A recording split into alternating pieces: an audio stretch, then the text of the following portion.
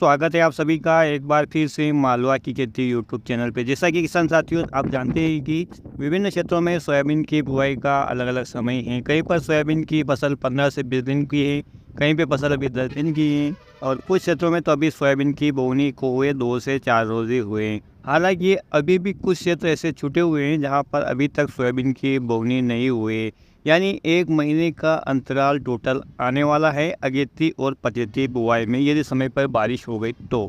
किसान साथियों, जैसा कि मैंने यूट्यूब के सर्वे के द्वारा पता किया था इस बार जो किसान भाई हैं अधिकतम क्षेत्र में अपनी जो लंबी सोयाबीन अवधि की जो वैरायटी है RVSM 2011-35 वो लगाने वाले थे, क्योंकि किसान साथियों मौसम विभाग ने भी मानसून अच्छा जताया था और आगे मानसून अच्छे होने की पूरी संभावना है, क्योंकि इस बार जो बारिश है वो अगस्त सितंबर में ज़्यादा होगी। जिन किसान भाइयों की फसल 15 से 20 दिन की हो गई हैं वो पहला स्प्रे करने की तैयारी में होंगे कीटनाशक का। कुछ किसान भाइयों ने हर्बिसाइड का प्रयोग किया होगा तो उनके साथ भी कीटनाशक मिलाया होगा। यदि नहीं मिलाया है तो वो 20 से 25 दिन की अवस्था में पहला स्प्रे अपनी फसल में ज़रूर करें।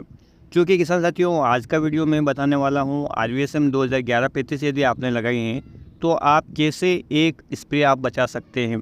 क्योंकि जैसा आप जानते हैं कि यह जो वैरायटी है लंबी समयावधि की वैरायटी है जो 105 से 110 दिन का समय ले लेती हैं। यदि 80-85 दिन की वैरायटी की भी बात करें किसान साथियों तो बहुत सारे किसान भाई के 3 से 4 स्प्रे हो जाते हैं।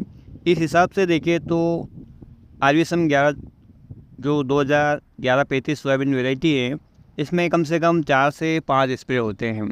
और चूँकि शुरुआती स्प्रे का समय फिक्स है, यानी इसे आप आगे पीछे नहीं कर सकते, लेकिन आने वाला जो सेकंड स्प्रे थर्ड स्प्रे इन लंबी समय अवधि वाली जो वैरायटियाँ हैं, चाहे वो JS 2172 हो, 2011-35 हो या इसके समकक्ष कोई अन्य वैरायटी हो, उसमें आप थोड़ा अंतर यदि करते हैं कीटों का हानि स्तर देखते हुए तो आप पूरा एक स्प्रे बचा सकते हैं। हानि स्तर मतलब किसान साथियों यदि 3 मीटर कतार में 1 या 1 से अधिक एलिया हो, फूल तथा फली की अवस्था में 1 मीटर कतार में 1 या 1 से अधिक एलिया हो तब कीटनाशक का छिड़काव करें। लंबी अवधि की सोयाबीन में यदि हम 5-5 दिन छिड़काव आगे बढ़ाते हैं तो हमारा पूरा एक छिड़काव बच सकता है एवं लागत कम होकर हमारा लाभ बढ़ सकता है।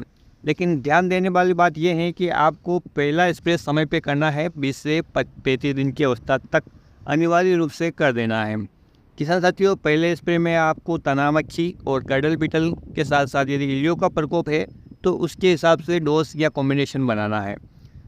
जैसा कि मैंने आपको पिछले वीडियो में भी बताया था कि तना मक्खी और गर्डल बीटल के लिए जो सबसे बढ़िया प्रोडक्ट चलता है हमारे क्षेत्र में वो है लेम्डासाइलोथ्रिन प्लस थायोमैक्साम का, जो अलग अलग कंपनियों के अलग अलग नाम से मिलते हैं और ये ZC फार्मूलेशन में आता है।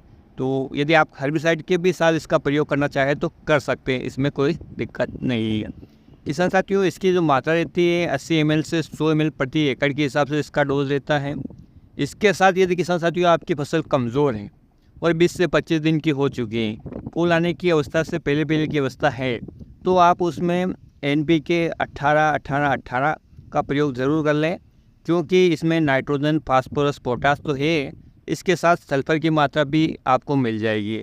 NPK 19-19-19 के बजाय यदि आप NPK 18-18-18 लेंगे तो आपको ज़्यादा बेनिफिट होगा। टॉनिक में आपको कोई भी सजेस्ट नहीं करूँगा कि किसी भी प्रकार के कोई टॉनिक से कोई ज़्यादा फ़ायदा होने वाला है नहीं। ये बस एक दुकान है लूटने की, जो किसानों को गुमराह करके टॉनिकों के नाम पर लूटा जाता है, इसलिए टॉनिक मैं आपको सजेस्ट नहीं करूँगा।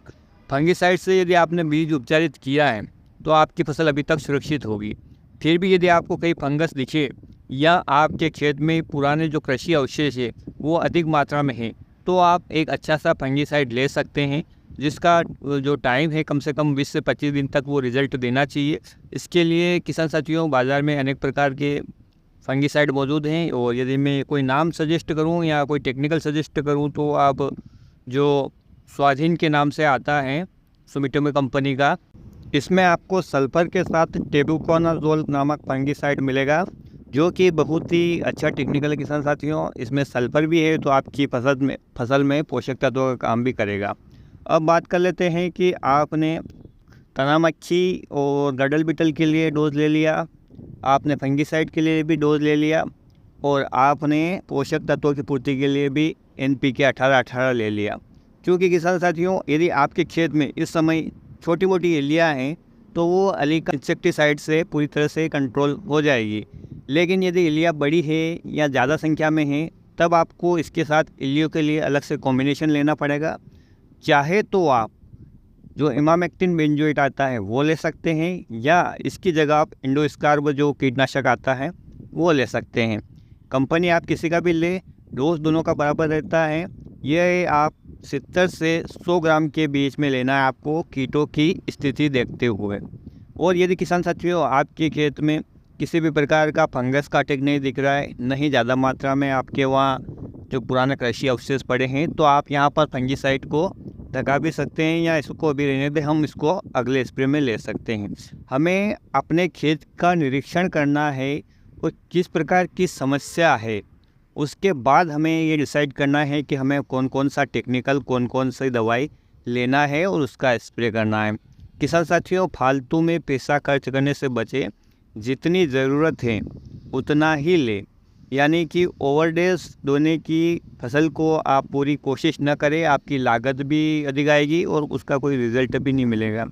तो इस प्रकार से किसान साथियों, जितने भी लंबी समय अवधि वाली वेराइटियाँ हैं, पहला स्प्रे तो आपको समय पे करना है, लेकिन आगे वाले जो स्प्रे हैं उसमें हमें ये ध्यान रखना है कि कीटों का हानि स्तर सही तरीके से पहुंचा है या नहीं। जैसा कि मैंने आपको बताया था, प्रति 3 मीटर कतार में एक या एक से अधिक इल्लियाँ हो, और तथा फूल तथा फली की अवस्था में 1 मीटर में 1 इल्ली हो, तब आपको कीटनाशक का छिड़काव करना है, इससे पहले नहीं करना है। तो किसान साथियों, उम्मीद करता हूँ कि ये जानकारी ध्यान में रखते हुए आप अपनी सोयाबीन की फसल की केयर अच्छे से करेंगे। आप कहाँ से हैं और आपके क्षेत्र में कैसी बारिश है और किस प्रकार की वैरायटी आपने लगाई हैं, क्या क्या आप उसमें डोज देते हैं, फीडबैक के माध्यम से आप अन्य किसान भाइयों का मार्गदर्शन दे सकते हैं। तो अपना अमूल्य फीडबैक कमेंट सेक्शन में ज़रूर दें, और इसी प्रकार की छोटी से मोटी जानकारी प्राप्त करने के लिए आप चैनल को सब्सक्राइब कर सकते हैं। वीडियो आपको अच्छा लगा हो तो वीडियो को लाइक कीजिए और अन्य किसान भाई में इस वीडियो को शेयर करना ना भूलें।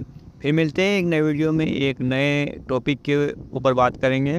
तब तक के लिए किसान साथियों, ख्याल रखिएगा आप अपना, अपने परिवार का, अपने पशुधन का और अपनी फसलों का। वीडियो देखने के लिए आपका बहुत बहुत धन्यवाद। जय हिंद, जय जवान, जय किसान।